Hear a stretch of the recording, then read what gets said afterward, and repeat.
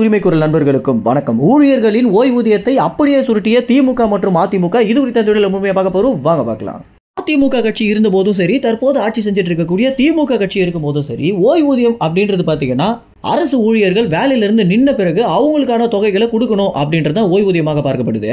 ஆனா கடந்த 10 ஆண்டுகளாக வேலை செஞ்சுட்டு இருக்கக்கூடிய அரசு பேருந்தோட ஓட்டுநர்களுக்கு ஓய்வூதியம் பாத்தீங்கன்னா தர மறுத்துட்டு வந்துட்டு இருக்காங்க. இது குறித்து நாள்தோறும் ஏகப்பட்ட போராட்டங்கள் நடந்துட்டு இருந்தாலுமே இதை அனைத்தையுமே திமுகவுக்கு சாதகமான தொலைக்காட்சிகள் பாத்தீங்கன்னா காட்ட மறுத்துட்டு வந்துட்டு இருக்காங்க. இதனால இப்படி ஒரு விஷயம் நடக்குது அப்படின்னு நம்மள பல பேருக்கு பாத்தீங்கன்னா தெரியாம தான் இருந்துட்டு இருக்கு.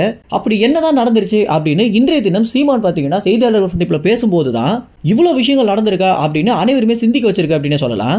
கிட்டத்தட்ட 10 ஆண்டுகளாக பணிபுரிஞ்சிட்டு இருக்கக்கூடிய அரசு பேருந்தோட ஓட்டுநர்களுக்கு 7500 கோடி ஓய்வூதிய தொகை அப்படியே பெண்டிங்ல இருக்கு அப்படின்னும், இந்த தொகை பாத்தீங்கன்னா இந்த 2 கட்சிகளால ஊழல் செய்யப்பட்டிருக்கு அப்படின்னு தான் தற்போது கிடைச்சிருக்கக்கூடிய தகவலாக இருக்கு.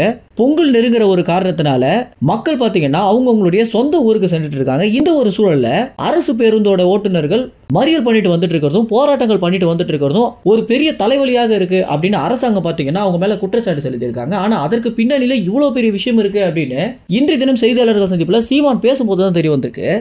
எத்தனையோ கார்ப்பரேட் கம்பெனிக்காக வேலை செஞ்சுட்டு இருக்கக்கூடிய அரசு அவங்களுடைய பணத்தை திருடாம இந்த மாதிரி நாள்தோறும் கடினமாக உழைச்சிட்டு இருக்கக்கூடிய அரசு ஊழியர்களுடைய ஓய்வூதிய தொகையை இந்த மாதிரி திருடுறது அப்படின்றது ரொம்பவே கேவலமான ஒரு விஷயமாக தான் இருக்குன்னு சொல்லணும். அதிமுக கட்சி காலத்துல இருந்தே பாத்தீங்கன்னா இந்த மாதிரி இந்த ஓய்வூதிய தொகை பிரச்சனை அப்படின்றது இருந்துட்டே தான் இருந்துட்டு இருக்கு. ஆனா தற்போது 10 ஆண்டுகளையும் தாண்டி இன்னமும் வராம இருக்கிறதுனால ஊழியர்கள் பாத்தீங்கன்னா இந்த மாதிரி போராட்டத்தில் இறங்கி இருக்காங்க. இது குறித்து அரசாங்கம் இன்னமும் எந்த ஒரு பதிலுமே அளிக்காம தான் இருந்துட்டு இருக்காங்க.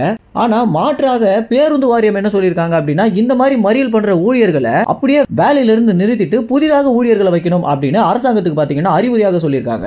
இது குறித்து சீமான் செய்தியாளர்கள் சந்திப்புல பேசும்போது என்ன சொல்லியிருக்காரு அப்படின்னா, அப்படி புதிதாக ஏதாவது ஊழியர்களை வேலைக்கு வச்சீங்க அப்படின்னா நிச்சயமாக அந்த போராட்டத்திற்கு நான் குரல் கொடுத்தே தருவேன் அப்படின்னும், நான் போராட்டத்திற்கு வந்தா அந்த போராட்டம் எந்த அளவுக்கு மாபெரும் போராட்டமாக மாறும் அப்படின்னு அரசாங்கத்திற்கு ஏற்கனவே தெரிஞ்சிருக்கும். இந்த மாதிரி ஒரு சூழல் ஏற்படாம நீங்க தான் பாத்துக்கணும் அப்படின்னு அரசாங்கத்திற்கு பாத்தீங்கன்னா சீமான் எச்சரிக்கையாக சொல்லியிருக்காரு.